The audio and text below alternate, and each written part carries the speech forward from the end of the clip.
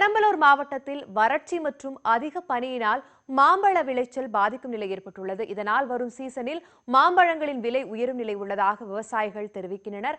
அதை பற்றி ஒரு செய்தி தொகுப்பு பார்க்கலாம்.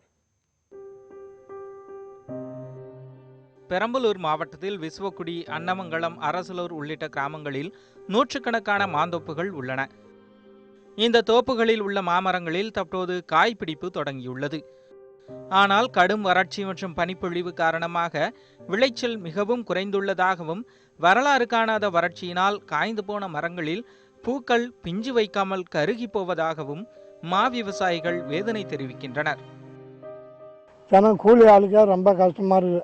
முதல்ல மருந்து அடித்த கூலி கிடைக்குமா அப்படின்னு நாங்களாம் எதிர்பார்க்குறோம். இதுக்கு காரணம் என்னன்னா, மழை இல்லாத ஒரு வறட்சி, ரெண்டாவது பனி பெஞ்சு பூரா கொட்டுடுது பொதன்னு, ஒன்றுமே செய்ய முடியல, ரொம்ப வறட்சியாக இருக்குது. மேலும் பனியின் தாக்கம் அதிகமாக இருப்பதால் மாவடுக்கள் கொட்டி விடுவதாகவும் கூறுகின்றனர்.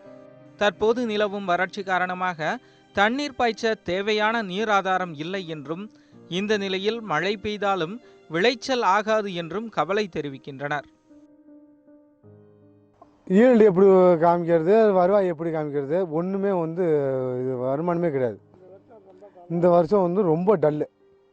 அப்படிங்கும்போது எப்படி நாங்கள் விவசாயம் பழைக்க முடியும்? விளைச்சல் குறைவால் அடுத்து வரும் சீசனில் மாம்பழங்களின் விலை அதிகரிக்கும் என்றும் விவசாயிகள் கூறுகின்றனர். நீராதாரங்களை பெருக்க இனிமேலாவது அரசு தொலைநோக்கு பார்வையுடன் நடவடிக்கை எடுக்க வேண்டும் என்று விவசாயிகள் கோரிக்கை வைக்கின்றனர்.